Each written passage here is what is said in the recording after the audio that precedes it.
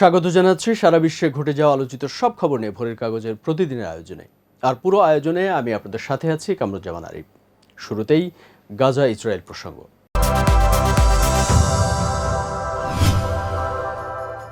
দর্শক, গাজা ইসরায়েল যুদ্ধের আজকের সবচেয়ে আলোচিত খবর হলো উত্তর গাজার জাবালিয়া অঞ্চলে কয়েকজন ইসরায়েলি সেনাকে জিম্মির দাবি জানিয়েছে হামাস।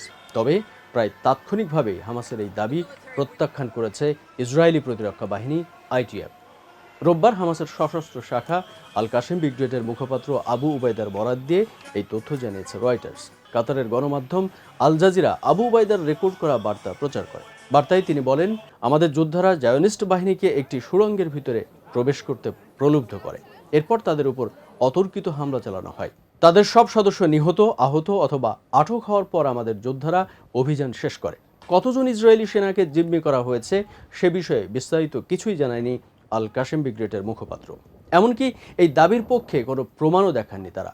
হামাসের এই দাবি প্রত্যাখ্যান করেছে ইসরায়েলের সামরিক বাহিনী এক বিবৃতিতে জানায়, আইডিএফ স্পষ্ট করে জানাচ্ছে এ ধরনের কোনো ঘটনা ঘটেনি এবং আমাদের কোনো সেনা কারো কাছে জিম্মি হয়নি।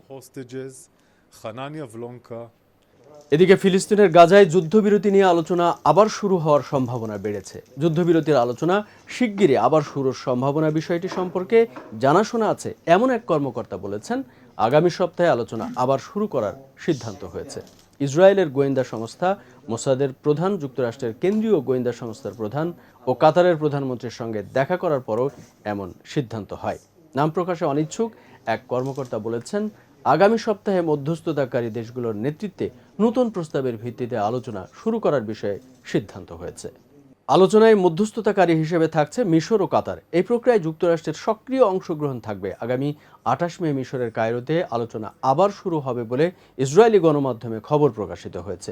তবে এই তথ্য অস্বীকার করেছেন গাজাভিত্তিক ফিলিস্তিনি স্বাধীনতাকামী সশস্ত্র সংগঠন হামাসের একজন কর্মকর্তা। তিনি বার্তা সংস্থা রয়টার্সকে বলেছেন, কোনো তারিখ ঠিক হয়নি। চলমান যুদ্ধে ইসরায়েলের অবিরত হামলায় মৃত্যুপুরীতে পরিণত হয়েছে গাজা। সেনাদের লাগাতার বোমা হামলায় ধ্বংস হয়ে গেছে সবকিছু। দেখা দিয়েছে চরম মানবিক সংকট, ফুরিয়ে গেছে খাবার পানি। চরম খাদ্য সংকটে অনাহারে ভুগছেন বাসিন্দারা। এরই মধ্যে রাফা ক্রসিং বন্ধ থাকায় ত্রাণের খাবারও পৌঁছতে পারছে না ক্ষুধার্ত মানুষগুলোর দুয়ারে। মিশর থেকে গাজায় প্রবেশের অপেক্ষায় থাকা কিছু খাবার তাদের কাছে পৌঁছানোর আগেই পৌঁছতে শুরু করেছে সেখানেই।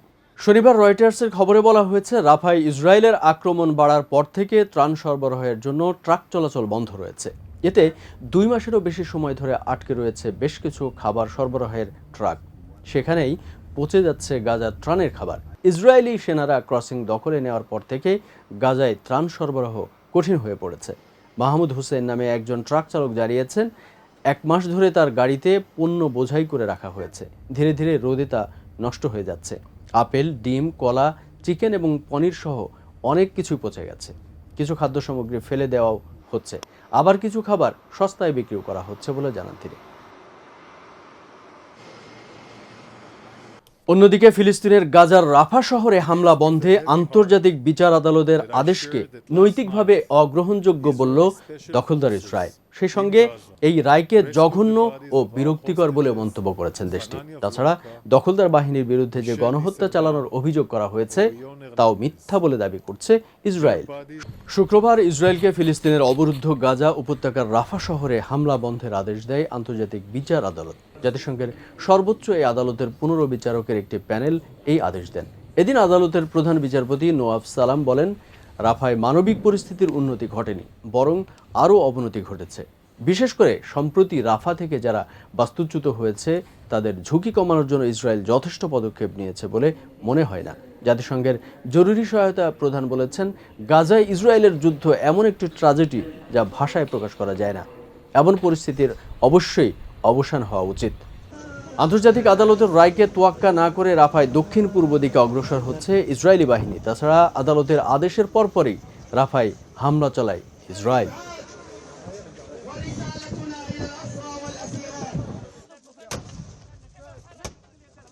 আন্তর্জাতিক বিচার আদালত ইসরায়েলকে রাফায় অভিযান বন্ধ করার নির্দেশ দেওয়া সত্ত্বেও রাফায় হামলা বন্ধ করেনি দেশটি।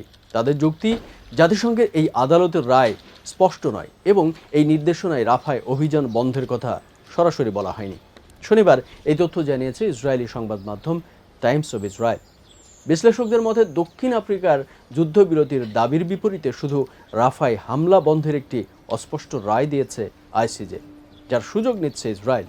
অর্থাৎ এই রায়ে শুধু যে ধরনের হামলা বন্ধের নির্দেশ দেওয়া হয়েছে যাতে ফিলিস্তিনিরা আংশিক বা সম্পূর্ণ নির্মূল হয়ে না যায়। ইসরায়েলি ব্যাখ্যা মতে সীমিত আকারে বা গণহত্যার কারণ না ঘটিয়ে অভিযান চালানোর বিষয়ে কোনো নিষেধাজ্ঞা, এমনকি স্পষ্ট কোনো নির্দেশনাও নেই এই রায়ে। ইসরায়েলি কর্মকর্তারা জানান তারা আন্তর্জাতিক বিচার আদালত আইসিজের নির্দেশনাকে বিবেচনায় নিয়েছে। তাদের দাবি, এই আইসিজের রায়ে হামলা বন্ধের কথা বলা হয়নি। প্রধানমন্ত্রী বেনিয়ামিন নেতানিয়াহুর জাতীয় নিরাপত্তা উপদেষ্টা তাসি হানগেবুই স্থানীয় গণমাধ্যম চ্যানেল 20 নিউজকে বলেন, তারা আমাদেরকে যা করতে বলেছে তা হলো রাফায় গণহত্যা না চালাতে। আমরা কোনো গণহত্যা চালাইনি এবং আমরা গণহত্যা চালাবো না। এবারে দৃষ্টি দেওয়া যাক যুক্তরাজ্যের দিকে। যুক্তরাজ্যের লিঙ্কনশায়ারের রয়্যাল এয়ার ফোর্স স্টেশনের কাছে একটি বিমান বিধ্বস্ত হয়। এই ঘটনায় বিমানটির পাইলট নিহত হয়েছে। 25 মে স্থানীয় সময় দুপুর 1:20 দিকে জরুরি পরিষেবা ওই এয়ারক্রাফটটি বিধ্বস্তের কথা জানায়। বিমানটি দ্বিতীয় বিশ্বযুদ্ধের সময় ব্রিটেন মেমোরিয়াল ফ্লাইটের সঙ্গে যুক্ত ছিল। কিভাবে এটি বিধ্বস্ত হয়েছে তা জানতে তদন্তের কথা জানিয়েছে RAF। এদিকে বিমান বিধ্বস্ত হয়ে পাইলট নিহতের ঘটনায় শোক ও দুঃখ প্রকাশ করেছে রয়্যাল এয়ার ফোর্স RAF কর্তৃপক্ষ। তবে নিরাপত্তার স্বার্থে ওই পাইলটের নাম প্রকাশ করা হয়নি। লিঙ্কনশায়ারের পুলিশ জানিয়েছে ল্যাংগ্রিক রোডে বিমানটি বিধ্বস্ত হয়। এটি রয়্যাল এয়ার ফোর্স স্টেশনের কাছেই ছিল। এই ঘটনার পর ওই এলাকার রাস্তা বন্ধ করে দেওয়া হয়েছে। চালকদের বিকল্প রাস্তা ব্যবহার করতে বলা হয়েছে। এদিকে ভারতের গুজরাটে রাজ্যের রাজকোটে শনিবার সন্ধ্যায় একটি গেমিং জোনে ভয়াবহ আগুনে নিহতের সংখ্যা বেড়ে 32 জনে দাঁড়িয়েছে। নিহতের মধ্যে 9 জন শিশুও রয়েছে বলে জানিয়েছে পুলিশ। সেখানে এখনও উদ্ধার অভিযান চলছে। আগুন লাগার পর গেমিং জোন থেকে 15-20 জন শিশুকে উদ্ধার করা হয়েছে। রাজকোট পুলিশের সহকারী কমিশনার বিনায়ক প্যাটেল বলেন, মৃতদেহগুলো সম্পূর্ণরূপে পুড়ে গেছে, তাই সেগুলোর পরিচয় নিশ্চিত হওয়া কঠিন হয়ে পড়েছে। গেমিং জোনটির মালিককে আটক করেছে পুলিশ। রাজকোটের পুলিশ কমিশনার রাজু ভার্গব বলেছেন, আগুন নিয়ন্ত্রণে এসেছে, তবে উদ্ধার অভিযান এখনও চলছে। আমরা ঘটনাস্থল থেকে যত দ্রুত সম্ভব মৃতদেহগুলো বের করে আনার চেষ্টা করছি। এখন পর্যন্ত প্রায় 25টি মৃতদেহ উদ্ধার হয়েছে, সেগুলো হাসপাতালে পাঠানো হয়েছে, তদন্তও চলছে। যুবরাজ সিং সোনাঙ্কি নামে এক ব্যক্তি ওই গেমিং জোনের মালিক। আমরা অবহেলার দায়ে মৃত্যুর অভিযোগে তার নামে একটি মামলা দায়ের করেছি। দর্শক, কয়েকদিন আগে ওশিনিয়া অঞ্চলের দেশ পাপুয়া নিউগিনির একটি গ্রামে ভয়াবহ ভূমিধসের খবর জানিয়েছিলাম। সেই ঘটনার সবশেষ পরিস্থিতি আপনাদের জানাবো। পাপুয়া নিউগিনির ভূমিধসে এ পর্যন্ত 670 জনের বেশি মানুষের প্রাণহানি ঘটেছে। ভূমিধসে প্রায় নিশ্চিহ্ন হয়ে যাওয়া গ্রামের আরও অনেক মানুষ নিখোঁজ রয়েছে। রোববার ফরাসি বার্তা সংস্থা AFP-কে দেওয়া এক সাক্ষাৎকারে দেশটিতে হতাহতের এই পরিসংখ্যান জানিয়েছেন জাতিসংঘের একজন কর্মকর্তা। পাপুয়া নিউগিনির রাজধানী পোর্ট মোর্সবে ভিত্তিক জাতিসংঘের আবাসন বিষয়ক সংস্থার মুখপাত্র শেরহান আকতো পার্ক বলেছেন, ভূমিধসে পাপুয়া নিউগিনির একটি গ্রামের 150টিরও বেশি বাড়িঘর মাটির নিচে চাপা পড়েছে। তিনি বলেন, সেখানকার পরিস্থিতি ভয়াবহ এবং এখনও ভূমিধস ঘটছে। পানি প্রবাহিত হওয়ায় সেখানকার প্রত্যেকের জন্য বড় ধরনের ঝুঁকি তৈরি করেছে। একসময় ব্যস্ত ওই গ্রামের আরও 1000-এরও বেশি মানুষ বাস্তুচ্যুত হয়েছেন বলে জানিয়েছে আকতো পার্ক। তিনি বলেছেন, ভূমিধসের শিকার গ্রামটির ফসলি জমি ক্ষতিগ্রস্ত হয়েছে। এছাড়া গ্রামটির পানির সরবরাহ ব্যবস্থা প্রায় সম্পূর্ণরূপে নিশ্চিহ্ন হয়ে গেছে। দর্শক, সংবাদ শেষ করব মিয়ানমারের বর্তমান পরিস্থিতি জানিয়ে।